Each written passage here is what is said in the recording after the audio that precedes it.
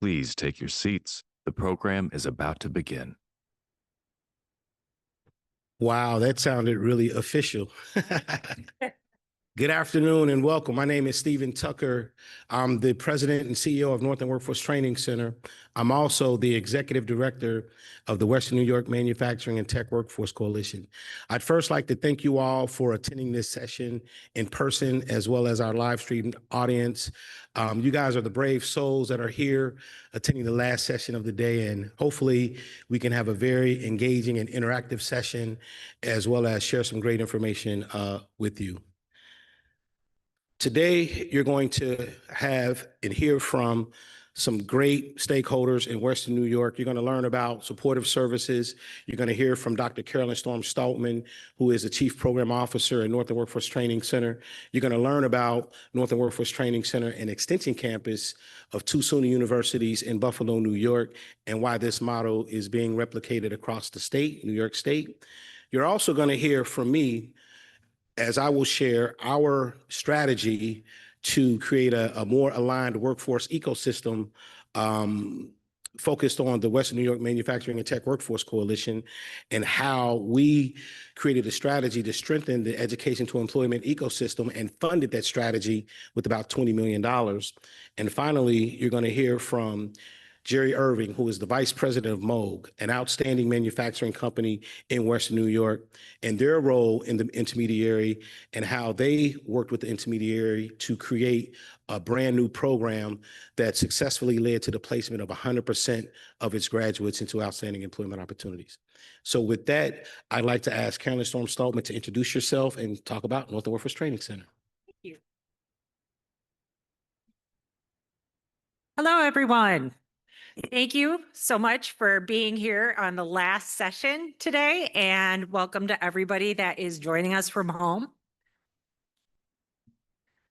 So Northland is the signature workforce development initiative of the Buffalo Billion. New York State invested $64 million into what was essentially an industrial graveyard. It is the biggest investment to Buffalo's east side that has ever occurred.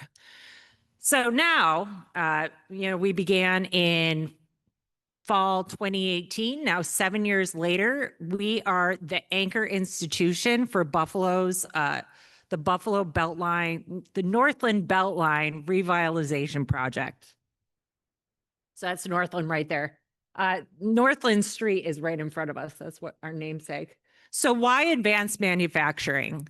So advanced manufacturing in Buffalo, for those individuals that made it through both automation and outsourcing, they are retiring.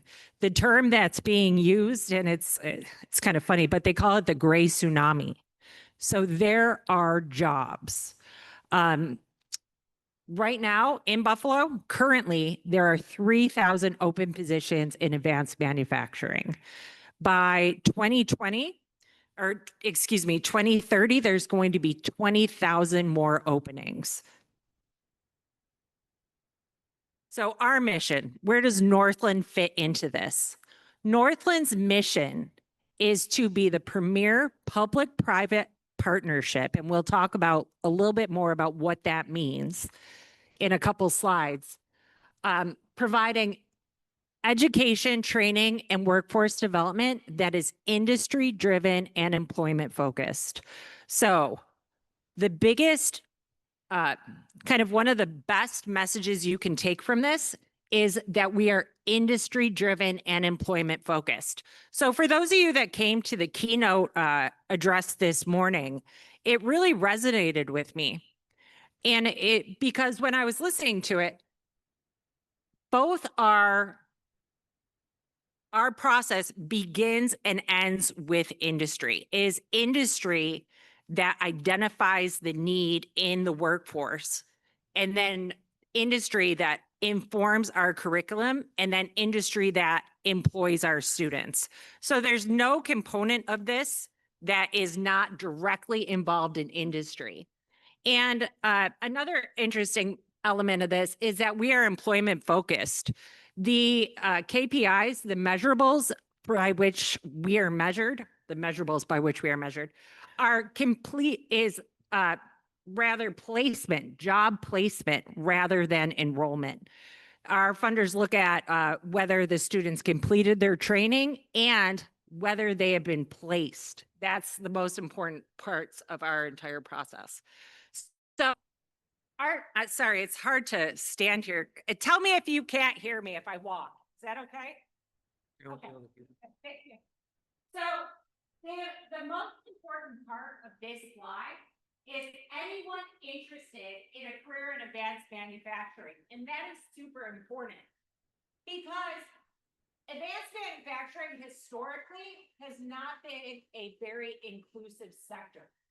So you might ask yourself, how would somebody know if they are interested in advanced manufacturing when they don't know what it is? How do you know if you would be a good, oh, I'm sorry, are you coming to, because Live stream can't hear. I'm so sorry. Looks like I am standing here. Pretend I'm walking around. So anyone interested in advanced manufacturing, and for those of you on the live stream, I'm sorry, I'm a wanderer. But it is, how do they know if they're interested in advanced manufacturing if they don't know what that is? How do you know if you'd be a good CNC machinist if you've never seen anybody machine anything in their life? Well, we have to teach them that. So the Northland model has 4 components to it. And I am going to focus on success coaching, but I do want to go through the Northland model because it's a seamless process. So the first of which is outreach. So the purpose of our outreach department is to go out and inform people and educate people about opportunities in advanced manufacturing.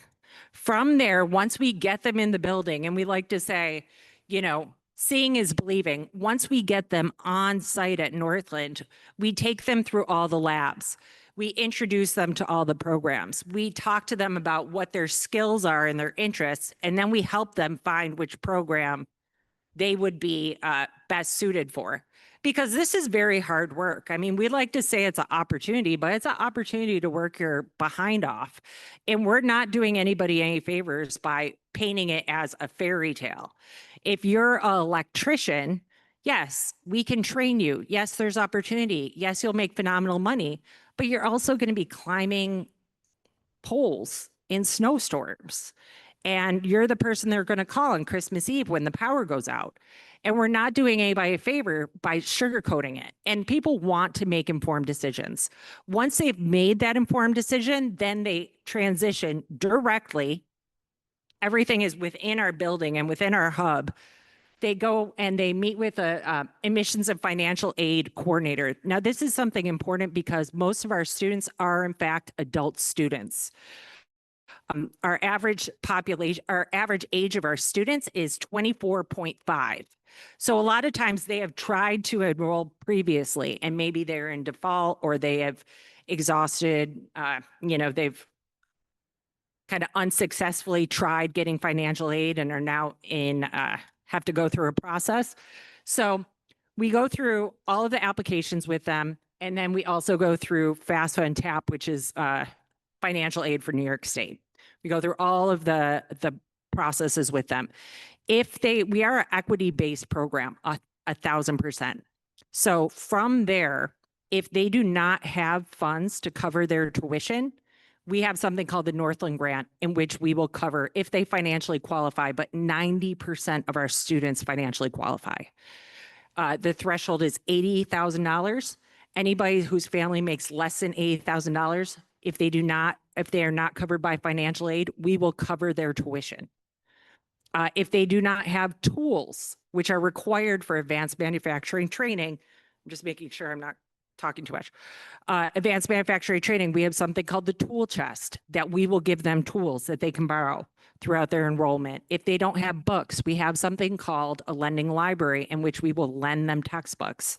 The average cost of textbooks is almost $600 right now per semester. We can help with that. It's easy. We want to make it equitable. If they need consumables, we can help with them. Once they're enrolled, they get a success coach. Now, a success coach is essentially what differentiates us from a lot of places.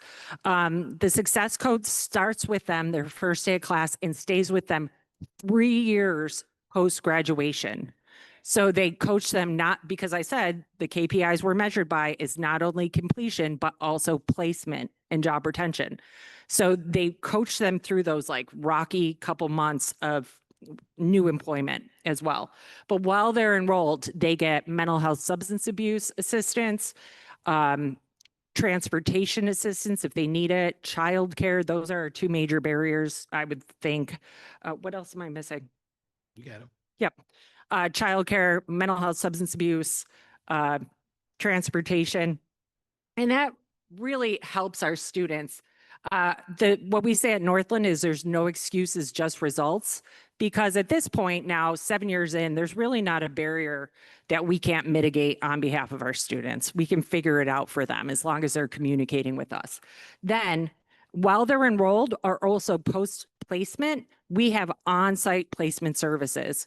We partner with industry to have a direct pipeline for industry because I said we are industry-driven, employment focused to get students placed at our partner companies. That's a member of our team. And it's kind of a seamless process. So here, one thing I would like to emphasize, you can read the programs that I'm not going to go into that too much detail, but an important thing to focus on here is two elements. A, we are an extension campus for two SUNY schools. So we have both credit-bearing programs that are stackable. So we start with a short-term certificate that will go into a one-year certificate that will go into a 2 years associates, stackable credentials, because like Maslow's hierarchy of needs, people have to work. We want to get them the shortest runway to employment as possible. So we, as I said, we partner with two SUNY schools, SUNY Erie, which is our local community college, and Alfred State College. And one thing I would like to say about the way we pick our programs is that we do not have programs that don't have two specific criteria. The number one is there is industry demand. There are open jobs for that program. And second is that they pay a family sustaining wage. If they do not fulfill those two criteria, and we've had people try and talk us into many different paths, but if they don't fit those two criteria, we don't do the training. So I wanted to ask, two, based on the support services that they're making informed decisions, we're helping them through enrollment and their cost is taken care or assisted with their support throughout process. Does anybody know what the completion rate for community colleges in 6 years is? It's 30%. Oh, very good. Okay. Usually people don't know that. So for 6 years for our local community college, and this is not putting down community colleges at any stretch of the imagination. A lot of times the things that become barriers for them are in fact the same things that become barriers for employment: childcare, transportation, just there's a lot of, it's idiosyncratic depending on the student. So I don't want to generalize too much, but those are two big ones, especially for enrollment that I know our community college partners face as well. So it's 30%. Locally, it's 22%. The on-time graduation rate for our local community college is 17%. And for African-American males, which is the majority of our student population, it's 11%. So at Northland, our graduation rate is 64.7%. So all those assists and all those wraparound services, they will work with them every day and they will reach out to them. And I think the thing that makes Northland special is the culture that we see our students, we expect them to be successful. We see their potential from day one. And I can't say enough, success is expected of them. And they live up to that. Most important thing on this slide is our graduation rate, which is 89.4%. 89.4% of our students are placed in jobs right now.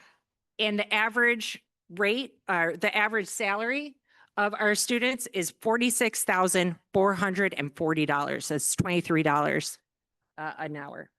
So these are some of the companies that we work with. I want to point out just a couple of our major partners. National Grid, they're a wonderful partner. Moog, as Jerry, GM, what am I missing? IEBW, we work a lot with the unions as well. And should we show the video? Okay, we're going to show a short video. It's about 2 minutes long. Sometimes you get worried that, am I gonna amount to anything? Am I gonna do something? I was at church one day with my mom. Some lady came in talking about this program they had at Northland. They had a bunch of different programs, so I was like, I'm gonna give it a chance. I wanted to do something, you know? When I first graduated high school, I went right to college. A few years later, I actually found out about Northland. They told me that the experience was wonderful, the staff is friendly. I was 21. I had just moved back here from Texas. I was just looking to get into something. And this is the first thing that really caught my eye. And I was like, I can do this. You know this? Welcome to Northland Workforce Training Center. Our mission is to train and prepare local residents for careers in advanced manufacturing and clean energy. Northland is welcoming anybody that needs an opportunity, that wants an opportunity, who is here to work hard. It's a place where you feel like someone is always rooting for you. You get career coaches that are like there to help you whenever you need it, but to also tell you like, I know you can do this. Like they push you to get past your comfort zone. They're very knowledgeable. They really help you out here. A lot of the little things around it, making sure we clean up after ourselves, making sure that we were here 15, 20 minutes early. They called it coming into work on time, not school. They learned a lot of those life lessons before they come to me. How many of you have multiple job openings available right now that you're trying to fill? There's about 3,000 job openings right now available in advanced manufacturing. The demand is there. You can come to Northland, get the training that is specifically designed for the jobs that are available in this area, and have a very good chance of coming out of that training and actually get a job very quickly. I got a great job lined up because of Northland. I'm building panels right now, industrial commercial panels. The trainers that I use in the class, they're literally what I'm saying at my job. I actually got a promotion. I'm a control operator technician. Isaiah came in ready to go. Very quickly, he moved on to his own product line. I'm really excited to see like what more I can do there. I'm just looking to go as far as I can. We don't hope people get jobs after they complete our training. We are held accountable for placing more than 80% of our graduates in jobs.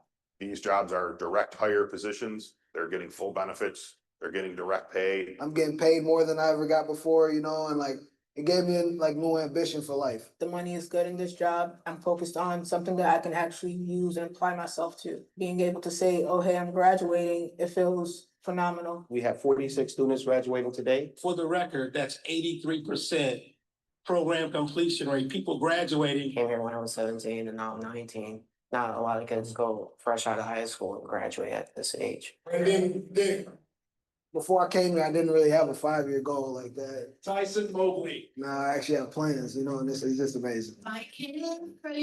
It's a really big accomplishment and you can really apply yourself anywhere with the skills. A couple years ago, I used to just sit around thinking like, what am I gonna do? And now I realize what I can do. I got options now. You might find your passion. You might just find like a good job that you can stick to for a long time. That's life-changing for a lot of people. We believed in you then and we believe in you now. And we can't wait to see what's next. Congratulations. Yay. So the economic impact of this is that Northland students have contributed 42 million in the first 5 years. Northland students contributed $42 million into the local economy. Overall, that's an economic impact of $84 million. So in her 2024 State of the State address, Governor Hochul announced that the Northland model, that being outreach admissions, industry-driven training supported by wraparound services and placement, is going to be replicated across New York State. So to talk a little bit about the area and the regional approach to this, I'm going to turn it over to our President and CEO, Stephen Tucker. Thank you, Carolyn. In Western New York in 2023, we were going through an application process for Build Back Better. Have you guys heard of Build Back Better? Build Back Better was a funding opportunity sponsored by the Economic Development Administration and encouraged regions to put together strategic plans to support the workforce and growing sectors. In our plan, we identified 8 lead organizations, 8 subcomponent projects that we thought were good projects to fund. Unfortunately, only 3 of those projects were funded. So that left the other 5 projects unfunded. We were encouraged to stay together, to seek other philanthropic funding, other support to support our efforts, and we were able to do that. And out of that was born the Western New York Manufacturing and Tech Workforce Coalition. The Workforce Coalition in Western New York is really focused on systems change and creating a more efficient and responsive ecosystem for workforce development. And we're really starting with 2 sectors, advanced manufacturing and technology. Our vision is to meet Western New York's manufacturing and tech sector's growing demand for a skilled workforce. Within that mission, we have 3 priorities. That's number 1, to align education with industry needs. Everything we create, we want to be aligned with industry. Also facilitating career pathways to train the workforce in advanced manufacturing and tech, and to provide our local businesses with a qualified workforce and build a more responsive ecosystem in the advanced manufacturing and tech sectors. So within our intermediary, today we stand as more than 80 members, 55 of which are employers. We have 7 training providers. We have 8 pipeline developers. Pipeline developers are organizations focused on raising awareness in those career sectors, supporting the K through 12, right? Exposing young people to outstanding careers. And we're happy to say that we're working with 8 pipeline developers, as well as 3 K through 12 partners and 3 workforce development boards. Again, all of this was funded by 3 partners: Empire State Development, which is New York State's economic development entity, the Office of Strategic Workforce Development, as well as the Ralph C. Wilson Jr. Foundation. They provided the coalition with about $20 million to support our efforts over the next 3 years. Within the coalition structure, we have 2 sector partnerships, a sector partnership focused on manufacturing, another sector partnership focused on tech. That's where the action takes place. These are action groups of employers, the training providers, the educational system, the workforce development boards that implement the strategies that are decided on the coalition level. And right now, we have 10 funded programs that are funded through this coalition to the tune of around $20 million. We've only been in existence for 2 years, and over the first 2 years, we identified the following goals and objectives. We wanted to enroll and serve more than 1,200 individuals in West New York through our 10 funded training providers. We expected those training providers to have at least 75% of their enrollees to complete some form of training, whether it's a short IT certification, a 1-year certificate. That was our expectation, that they would complete those training programs, as well as place at least 70% of their enrollees, their graduates, into employment opportunities. And we had a wage goal, a minimum wage goal of $20 an hour. Over our first 2 years, I'm excited to announce that we've had a almost $8 million economic impact by placing over 170 individuals into job opportunities. And when you look at the minimum wage and what our graduates are graduating at $22 an hour and 58 cents, we are 46% above the minimum wage for individuals completing our programs through the Advanced Manufacturing and Tech Workforce Coalition. And one of the things that I like to say about the coalition is the members of the coalition, we hold each other accountable, right? We're very transparent. We share data. We want to make sure that we are sharing best practices so that we can offer the best programs so that our participants can graduate and get good jobs, and it's already working. Now, I mentioned that the coalition was born out of Build Back Better. We were officially announced and funded in November 2023. We had our first coalition council meeting in April of 2024. And at that meeting, many employers expressed the need. Now, you have to understand that the majority of the employers in the tech coalition and the manufacturing coalition, they're from manufacturing, right? And they expressed the need for finishing and deburring technicians. Quick questions. Raise your hand if you know what a finishing and deburring technician is. 2 people. Another question. Raise your hand if you've ever heard of CNC machining. Yeah. A few more people, but not everybody else. We realized that that was a problem, right? Awareness. People don't know that these positions exist or what these positions are. And our employers wanted us to solve this issue. They were looking to the coalition. What are you going to do? We have a group of employers that has this need, right? And as the executive director, I had to respond. So the first thing that we did, we agreed to work together with our industry partners to create a short-term program that can be delivered by industry, developed by industry, supported by industry. And the first thing we did was create a video that tells what a finishing and deburring technician does. So I'd like to show this quick video over the next minute, and then I'll bring up Jerry Irving to talk about their role in developing this program. So we're here today to talk about the role of a divert technician. Some companies call it a finisher. Either way, the role and the responsibilities are the same. The divert technician will take a roughly machined aircraft part, and we'll sit there and we'll break all the outside edges and soften them, take sharp edges off for handling purposes and assembly. Then we'll go inside the part and we'll either contour edges for wireways, flow passages. So when the part is assembled, it works properly. All said and done, when we are complete with the part, we give it 100% inspection, make sure it is compliant to the blueprint and for our customers as they drew it up. My name is Eric Krebs. I'm a deep finisher at Moog. Typical day for me is coming in, figuring out what job I'm gonna do, getting set up. And once I figure that out, get my headphones on, get in a nice little woosah state. I think the brain could take me in vast directions. Wherever I want to go, this is a good place to start because you get to see what happens with machining. So for me, I'm going to school to become a machinist. I started last year. Take that leap. I'm a young kid. I didn't think I'd be working for stuff going into space. And telling my friend, I work in something that's probably in space right now. They look at me like, what? That's pretty cool, man. So telling someone that is always brings a smile to my face and makes me feel a little bit cooler. Try deburring, go through the training. Once you go through the training, you'll know if you like it or not. You get to really see what the whole job entails.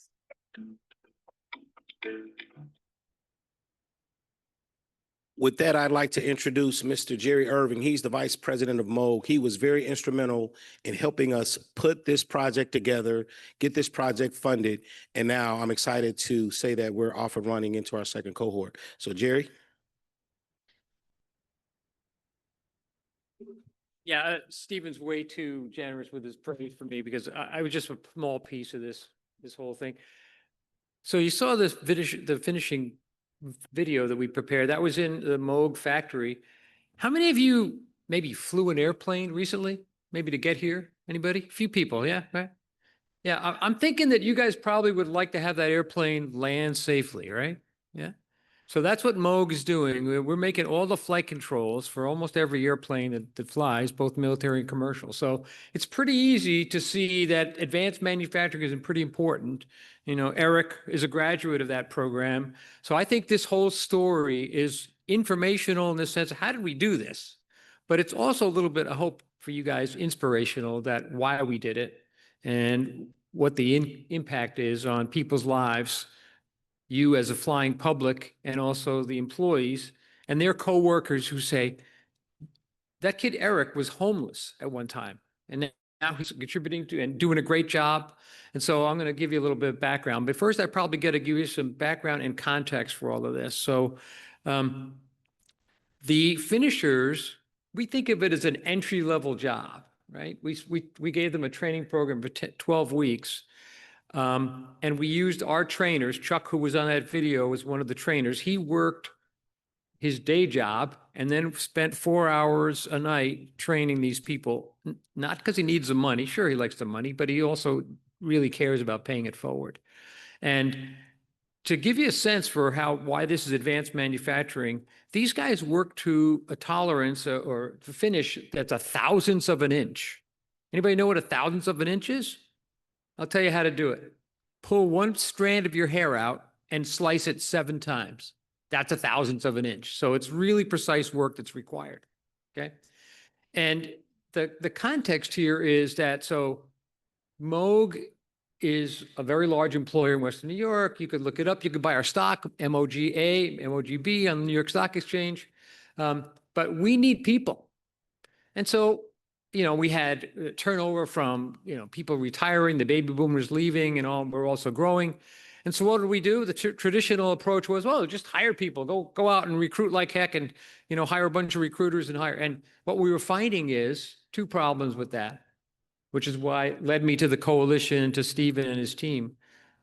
What we were doing was hiring people who really weren't all that well trained. And then the other problem was we were shooting ourselves in the foot because we were hiring from our supply chain.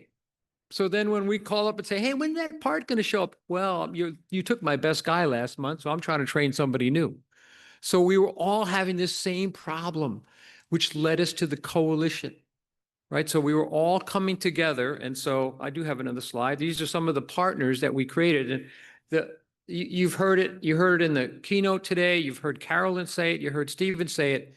This is industry driven and it was co-designed. That's the beauty of this. And that's why the results were so powerful and so successful. So we brought together industry and training partners and not-for-profits and government funders to put this training program together. It wasn't just one person. I have to say that when I first reached out to Stephen on this, I knew I had these problems, but I had no idea what the answers were. I didn't know about the coalition. I didn't know about WNY or WDI or any of these acronyms, that now I know something about. But it was a huge help. First slide, power of partnerships. It's fantastic. So what do?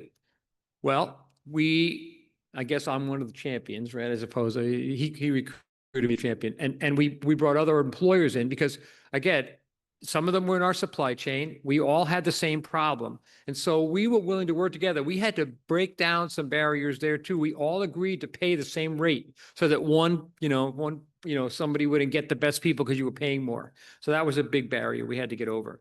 And we had to figure out what's all the equipment that we need. We got a trainer. I mentioned Mo provided actually 2 trainers, and we talked about requirements. You do a needs analysis and what is the curriculum going to be? Carolyn was a big help with that. And then we had to come up with an equipment list because you need material to train these. This is one of the other, stop for a second and say, one of the other big things we proved out is that OJT is not as good as dedicated, concentrated training, hands-on training that we ran these folks through. Used to be, we'd hire you and you had some experience and we just say, so stand next to Steve and he'll teach you how to do the job. Now we were learning that, first of all, there were too many new people, not enough Steves, because we had lost all the experienced people. 60% of our employees had less than 5 years experience. We lost all the brain power through retirements. So, and that's not just Mo, that's an industry. This is going on all over the place.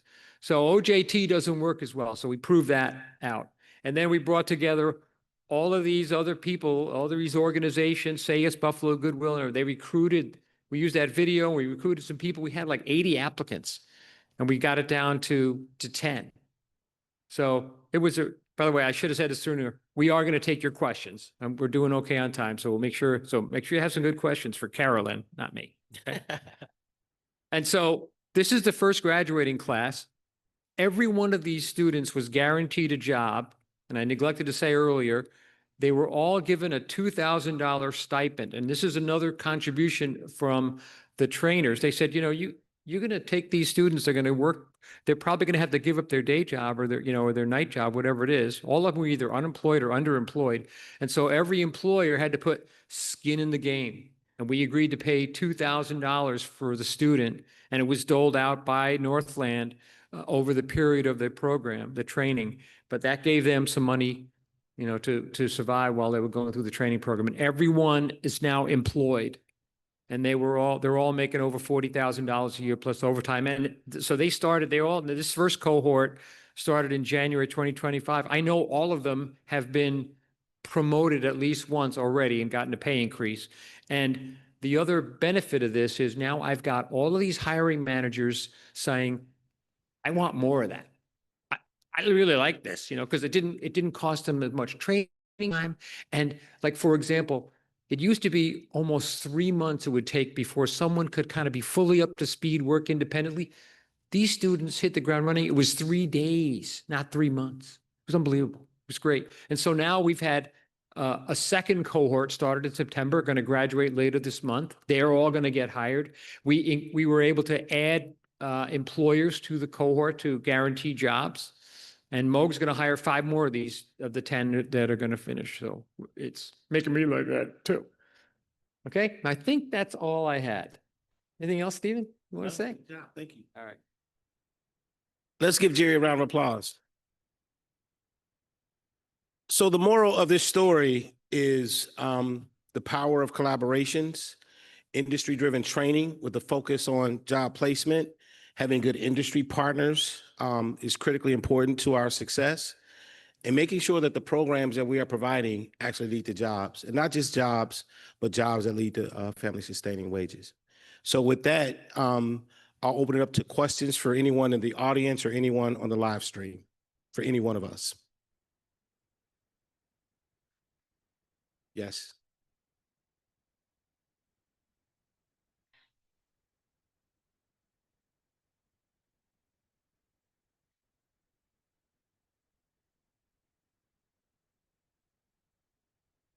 So the question was, when the people apply for the program, do they have to have a high school diploma or GED? And is there a minimum literacy and numeracy expectation or requirement to participate? For our matriculated programs offered by SUNY Erie and Alfred State College, they do have to have a high school diploma or GED. One of the slides that Carolyn had showed all of our different partners, and one of our partners is EOC, which is the Equal Opportunity Center. They offer GED training on site at Northern Workforce Training Center. So for our matriculated programs, yes, you do have to have an high school diploma or GED. For our non-matriculated programs, like the Finishing and Deburring program, you do not. We used to require a 10th grade literacy and numeracy. We used to give the TABE test of adult basic education, but after COVID happened, we scrapped the TABE test. And what we noticed based on an analysis of our data was the TABE test necessarily wasn't a good indicator of success. It was more people with grit and perseverance. They were likely to be more successful if you give them the wraparound services that they're looking for. So we no longer test. We no longer have that reading requirement. We do require a high school diploma or GED for our matriculated programs. For the non-matriculated programs, we do not. Any other questions? Yes.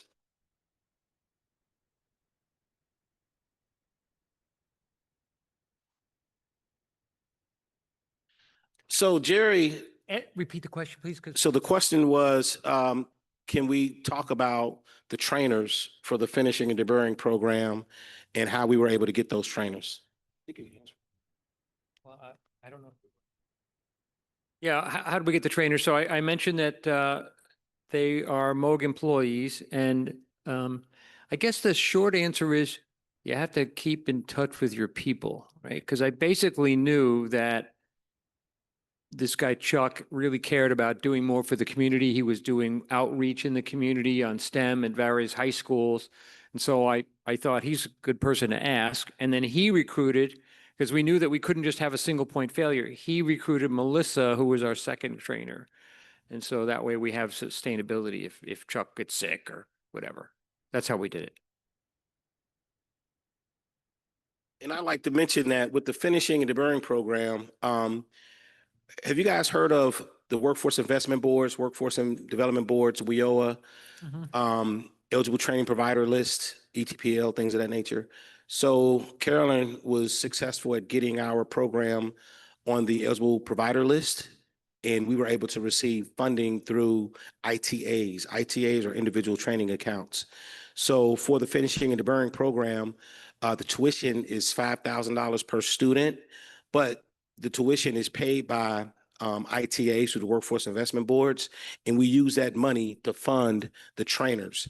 So the trainer from Moog, it doesn't get any better than that, because Moog's trainer is a master finisher. He trains for people all across the country, and to have him as our instructor is transformative. I just wanted to mention that. That's how we were able to fund that. Yes.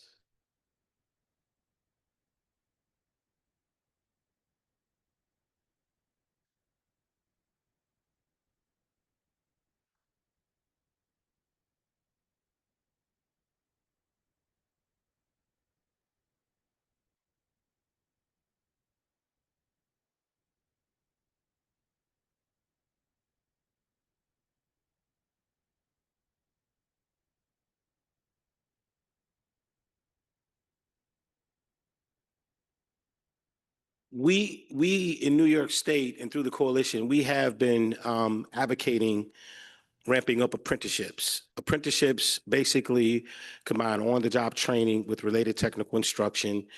Many of them are time-based apprenticeships, 3, 4, 5 years. We do have some hybrid apprenticeship programs. Companies like Moog, like Ford, a couple others offer registered apprenticeship programs, but many companies, there's some misperceptions about registered apprenticeship programs that sometimes scare companies away, right? We're finding companies are gaining more interest, and as they gain that interest, we partner with an organization called MACNY. MACNY is the Manufacturers Association of Central New York. They are intermediary apprenticeship for New York State, and we connect the employers to MACNY, and MACNY will do all the administrative paperwork for companies to offer apprenticeships. So apprenticeships, some employers love them. Some employers are a little bit intimidated of them because of the administrative burden, but they are an outstanding vehicle to train and develop a workforce. So thank you for your question. Yes. I just want to add something here. This is going to, which way is the wind blowing? I think the opportunities are limited only by our imagination. I think there are demands across the country for skilled workers. You guys maybe in the old days heard about offshoring, right? Companies are now inshoring, bringing work back into America, and everybody from the government to private employers are saying we need more skilled trades workers. And so I think there's going to have to be a lot more effort put into programs that will meet that demand for all those skilled jobs that are out there. There's a lot of them. So thank you for that question. Gave me the platform. Any other questions? Any questions online? I think we have one more here.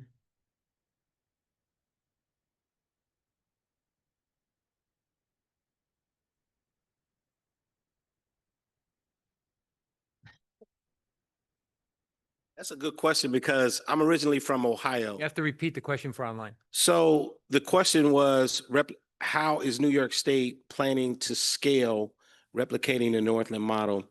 And I'm from Cincinnati, Ohio. And when I first heard of the Buffalo Billion, I'm thinking somebody's going to invest $1 billion in Buffalo. And the answer was yes, New York State. So to answer your question specifically, Governor Hochul set aside $200 million to replicate and create 4 training centers throughout upstate New York along the I-90 corridor. So Rochester, Syracuse, Utica, and Albany, they each are getting $50 million to replicate that strategy, the Northland model. And Carolyn mentioned the economic impact that we've had. In her opening slide, she talked about the $64 million initial investment. In the first 5 years, we've already generated an $84 million return on that investment because we're training hundreds of people for jobs that pay family sustaining wages. So with the governor's $200 million investment, $50 million for each center upstate along the I-90 corridor, there's a lot of economic development activity happening in New York. But along the I-90 corridor, it's really to support advanced manufacturing training in low-income neighborhoods so that we can have the qualified workforce that our businesses are looking for. So the answer to that question is the governor set aside $200 million to replicate the strategy. All right, any other questions? All right, thank you very much. I'll say, be good, do good, and go Bills. Thank you all.